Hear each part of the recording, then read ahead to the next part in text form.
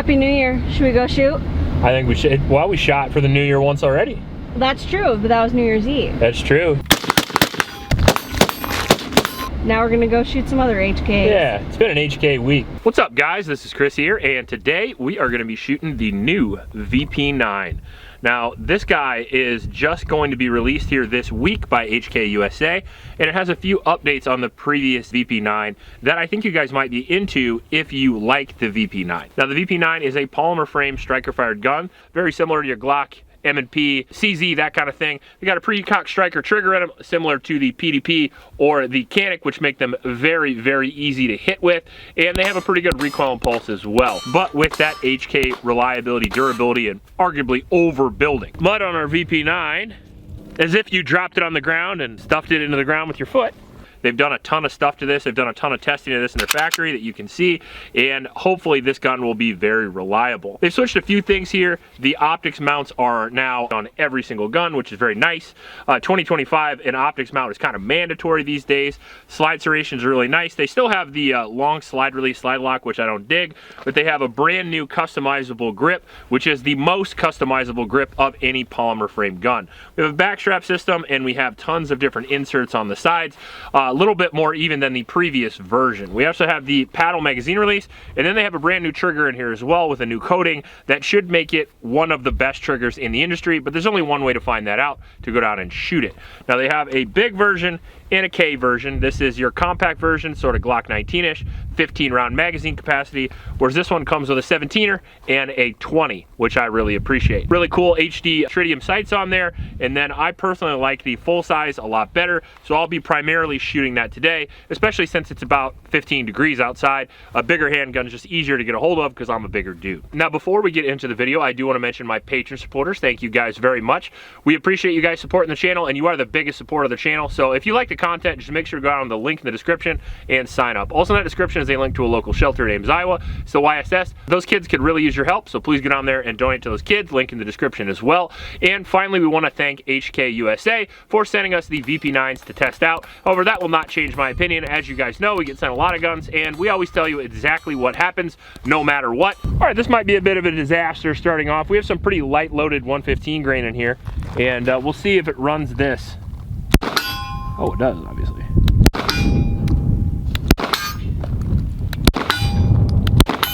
This thing's a fucking sniper rifle. I was worried about being able to hit stuff because the snowy background's hard to see the targets, and on top of that, I'm using some pretty thick gloves. The HK has a really big trigger guard, though. That's really nice. If you're shooting a stock Glock or something like that, this would be a little more difficult.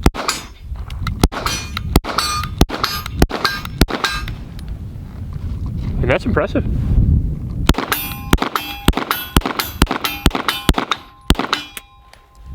No lockback, it looks like. No lockback. You know why that is? I'll show you why. See this guy right here? That's a slide lock, slide release, right?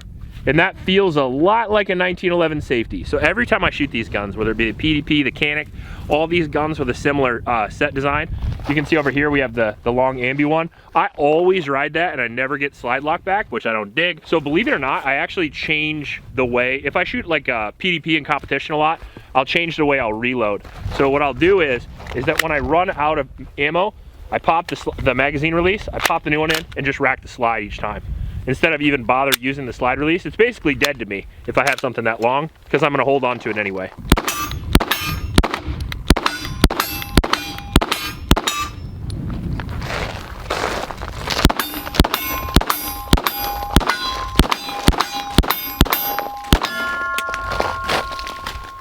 I'm gonna have to get used to that. I always feel like I'm gonna have a malfunction, or always had a malfunction, because I feel like a dead slide, but it's just a striker fired gun.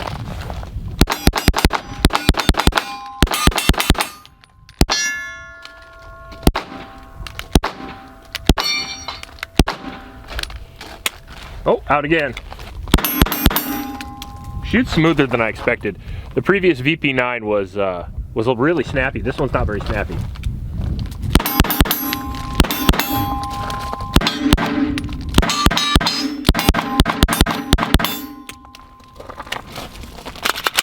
Now we got the new VP9 Compact out here, and we're gonna give it a go and just see how quick we can shoot it.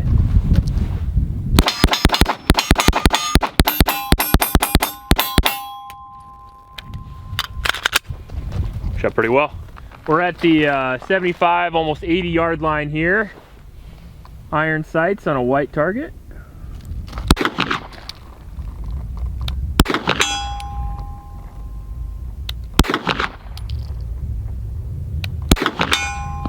Man, that's tough looking into the sun.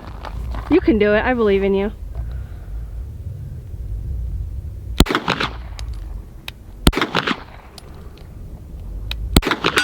Hit. With iron sights, instead of a dot, what I have to do is change my focus onto the front sight here, which is easier to do with the green. But when I focus on the front sight, everything else becomes obscure.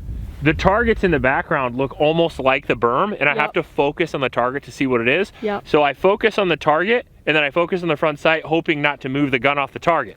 So it's a bit of like a mind game. Which one are you shooting at? I'll show you. That one.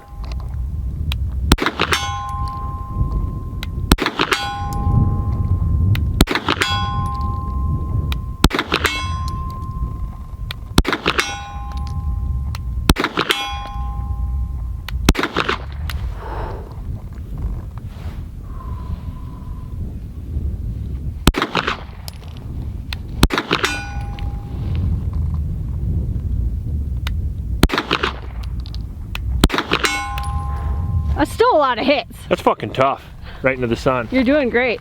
Tough shot.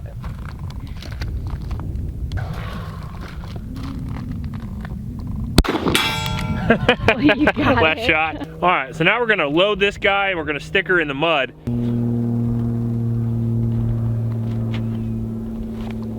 All right, so we got some mud on our VP9, as if you dropped it on the ground and stuffed it into the ground with your foot.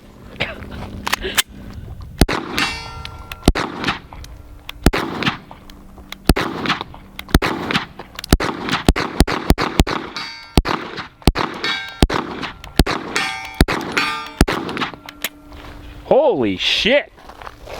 No failures at all. Not quite as muddy as the mud we put on the Ruger, because I actually poured a bottle of water on the ground before that. I thought that would be wet enough, but still certainly enough to get mud on and in the gun. I used the extended mag, and it actually got mud inside the gun, which is what I thought was gonna kill it. But no, absolutely no malfunctions, which I'm not gonna lie, I didn't expect. You know what the other thing I didn't expect? So I was ready to shit on this a little bit because it's a little bit expensive. And I was like, why would you get this if you could get a PDP? But the trigger on this is improved to the previous VP9. And for whatever reason, it's not as snappy as the previous VP9. It actually shoots really smooth. And now that it defeated the mud test, I'm actually pretty impressed. So the new VP9F actually exceeded my expectations. When I saw this, I had limited excitement. I like the VP9, but I don't love it because it's always been a little more expensive than the PDP, and I really like the PDP. I mean, I don't hate it by any means. I like the Canic, I like the PDP, so by virtue, I would like the VP9. It's a similar gun with a similar trigger. However, the H&K is always known for a little bit more reliability, but they also are a little bit more cost. This one is a lot more cost. This one MSRP is for around $1,000, which is a lot of money if you know that the PDP is around $600. And the Canics can be found for even less. However, with the H&K, you get a solid coating, you get a brand new trigger, and you get a lot more versatility when it comes to the grip. You also get the cocking serrations, you get H&K's optic mount, you get their new HD sights, and the paddle magazine release, whether you are into that or not. These are mainly going to be sold in the United States, I think. The paddle magazine release might be a weird choice. I know for the later VP9s, they went with the VP9B, which has the standard American magazine release. However, it actually doesn't work that bad as long as you get used to it, and certainly for left-handers it would work very well. In a house where you have a right-hander and a left-hander, it would work extremely well because you don't have to swap the magazine release back and forth. You can use both sides. So there are pros and cons to each gun. As far as feature set goes on the new guns, I wasn't blown away, but the shootability of the gun was better. I think the recoil springs might be a little bit lighter on the newer ones because they seem to chug through the lighter ammo a lot better. They seem to be smoother shooting. There's not all that crazy dip down when it comes to the return to zero like I had on my previous versions. And overall, it was a very fast and very accurate gun. The trigger is phenomenal. I know they put new coatings on the trigger, and the trigger definitely feels lighter than the previous version did. I actually was playing around with my VP9 SK downstairs, and I actually have a VP9 Tactical and a VP9L. And this trigger is better on the new ones than it is on my VP9L, which is meant for competition. Things I wish they would have changed. I wish they would have done something with these slide locks. I still don't like the slide lock design just because big hands, I ride those slide locks and then I don't use them anyway, so what's the point? Overall though, not a big deal. Now as far as the grip goes, I think it's more comfortable than the PDP, and I think that because you can make it thicker and I have bigger hands. If you have really big hands or really small hands, maybe the VP9 is for you. If you have medium-sized hands, I'm sure the PDP or the Canic will work just fine. I shot 200 rounds today and I had no malfunctions. My wife and Bubs shot what did you guys shoot? 6 mags out of each? Yep. That's a good bit as well. So there's probably, let's say, 300 or 400 rounds on the full size one here, and then we have maybe 150 on the compact, of which we also did a mud test on the compact. And now mud tests are very subjective. It's whether you get mud in areas that kill the gun or not, but also it's a data point because if you didn't get it in there, maybe it's the gun's design that you didn't get mud in the points that cause failure. Now when the VP9s originally came out, I'm trying to remember Mac's video from like a decade ago when he ended up getting water in the striker channel, I believe, which ended up killing the gun. So maybe we'll do a water test on these for the full 1,000 round review, but I believe H&K fixed that. In my experience, as far as adverse conditions test, mud trumps all. Like most guns run through sand, most guns run through water just fine, and mud almost always kills them. There we go. And that's it. Yep. I knew it.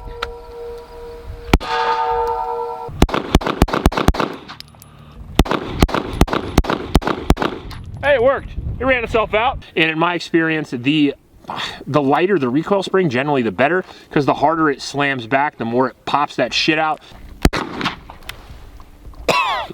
Oh no.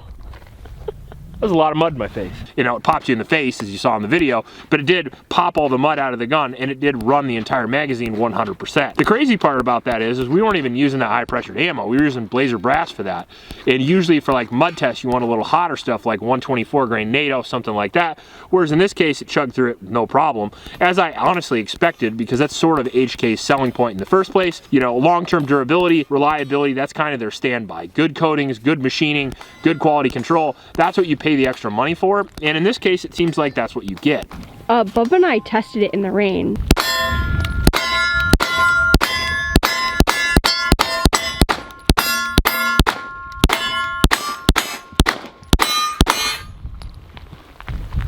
Woo!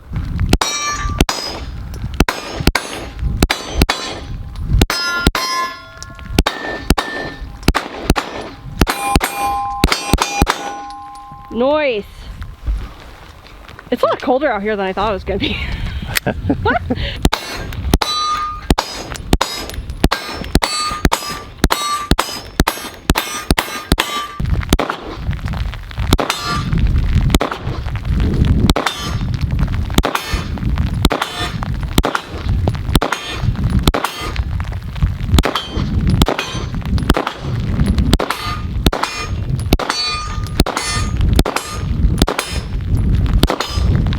Man, it's a lot harder to focus on shooting when you're freezing your ass off. Ain't that the truth? Now, if you're not interested in any of that and you just want a regular gun that you're going to concealed carry, maybe use for home defense, and you want to pay the lowest amount for the best gun you can get, well, I mean, the PDP is almost half price and does 99% of everything this VP9 does, aside from the grip and maybe that H&K legendary track record. But if you're an H&K guy and you're looking for a new gun, or if you're looking for a super bomb-proof, reliable, durable gun, maybe you want to take it out hunting all year round, maybe you want to do something that requires adverse conditions, maybe the VP9 is the better choice, but we'll have to find out.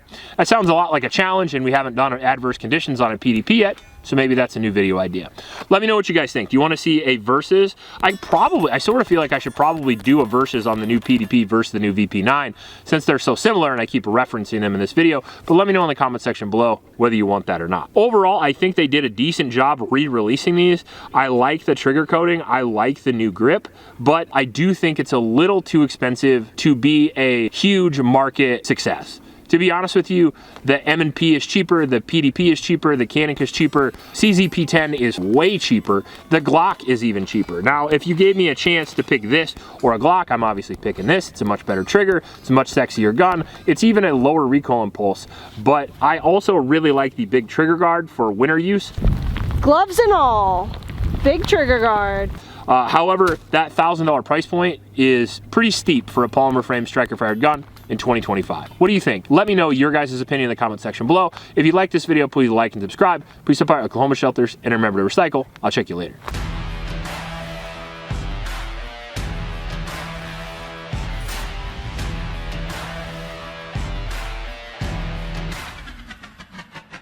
In here in my fucking throne of ice.